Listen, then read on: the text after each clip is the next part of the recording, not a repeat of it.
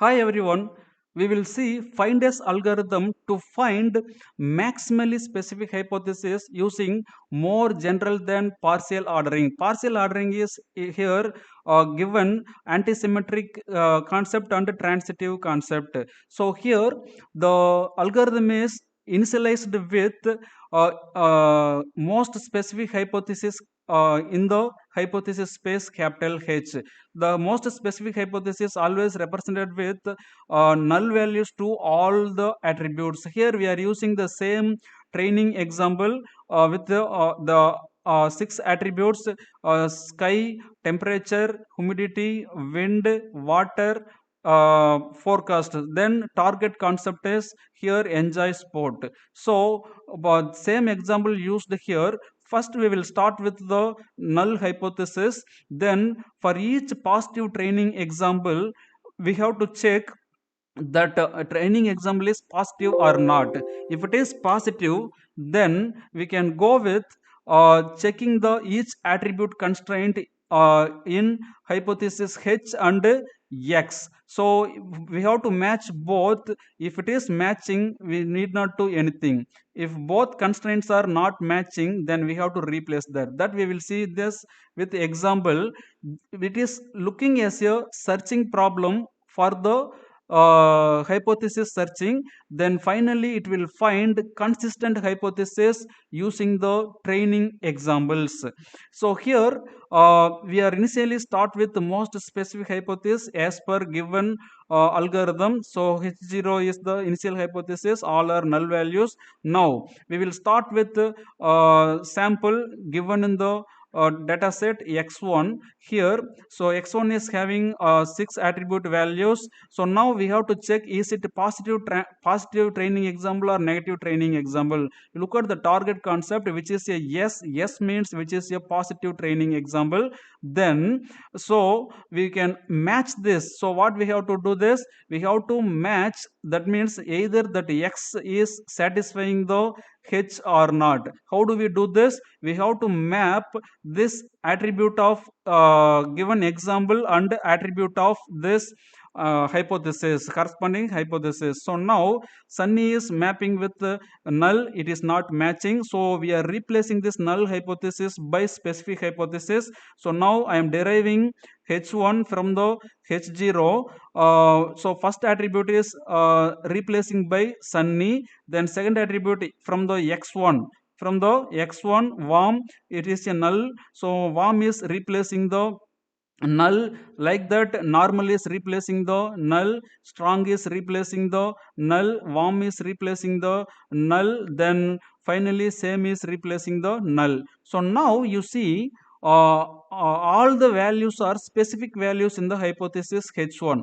You look at here, all six attribute values constraints, all six attribute values are very specific values. So which is not solving all the training examples. Only when the training example having this six attribute values, only it will classify that kind of examples. It cannot solve another example. Suppose if it is this normal is having high, okay, if it is high, then that all value, all the examples will be classified as a negative examples. So this is a very specific hypothesis. Now we are going for next iteration. Okay, next iteration, for the we have to check the second example here x2. So x2 is having sunny, warm, etc. same. So now we have to check the training example is positive or not. You look at that, here it is mentioning as a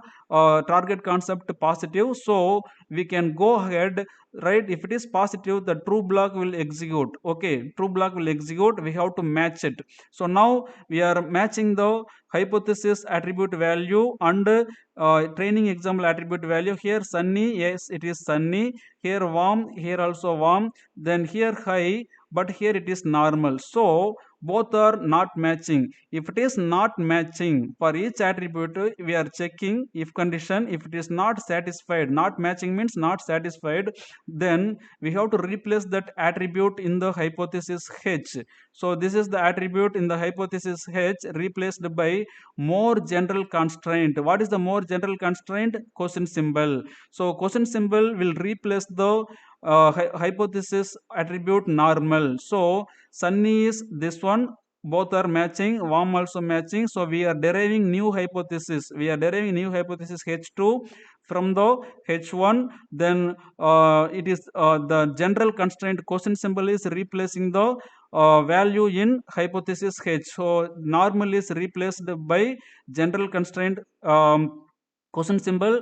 Then fourth attribute is both are matching, so we are using the same constraint. Here also both are matching, we are using the same constraint. Here also both are matching, we are using the same constraint. So this is the new hypothesis we derived from the training example x2. Then go for next iteration, right, by using the next example x3. So here h2 is already derived in the previous step.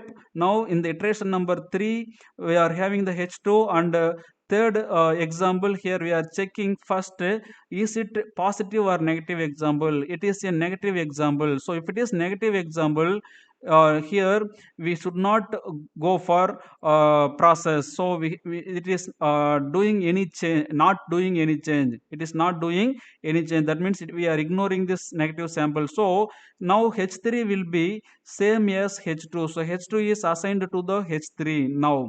So H3 is now same as H2. Now going back for the next example. So next example is X4. So X4 is the next example at the iteration number 4. H3 is given. Now we are checking that example is positive example or not. Yes, it is a positive example. If it is positive example, we have to check all the attributes in the H, right?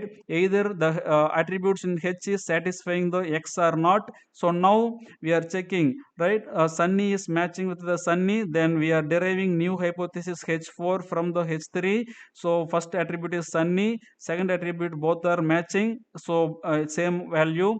Then here it is a high, it is a general constraint, so no need to change. General constraint means it will accept all the values. We are using the general constraint in the same, and here both are matching, so strong. But here it is a cool, here it is a warm. So both are not matching, not satisfying. If it is not satisfied, come to the else portion, replace the attribute in H by next general constraint question symbol. What is the value in the H? In the value in the H is here warm. So warm should be replaced by most general constraint question symbol. So question symbol is replacing the warm, right? So this is the warm which is replacing the replacing by question symbol. Then next also here change, here it is the same.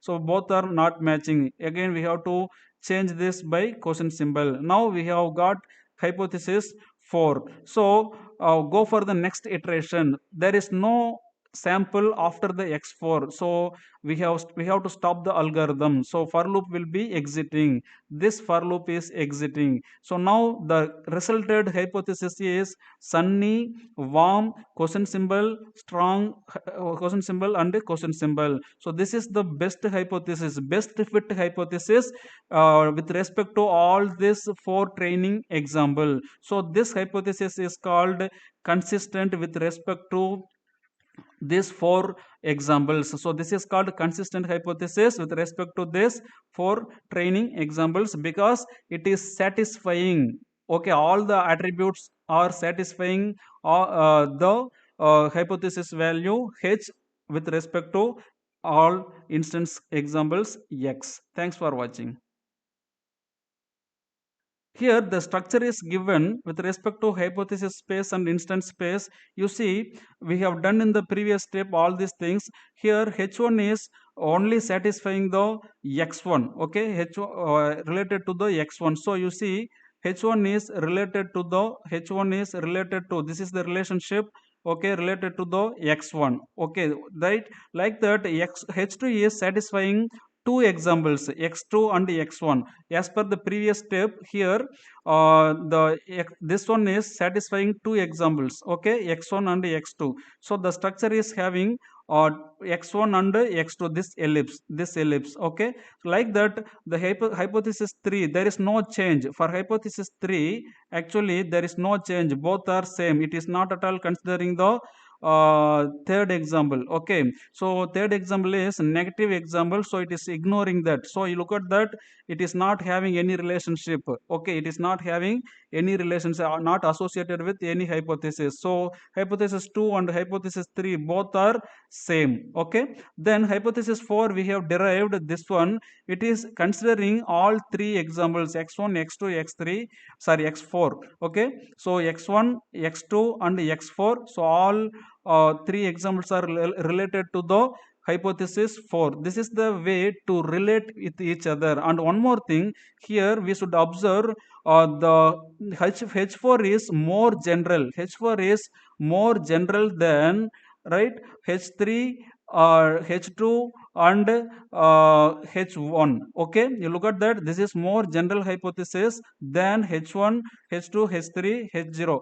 Most specific hypothesis H0, then H1 is also specific hypothesis, H2, H3 also has specific hypothesis than H4, okay. This is the way to define general to specific ordering based upon the finder's algorithm. Thanks for watching.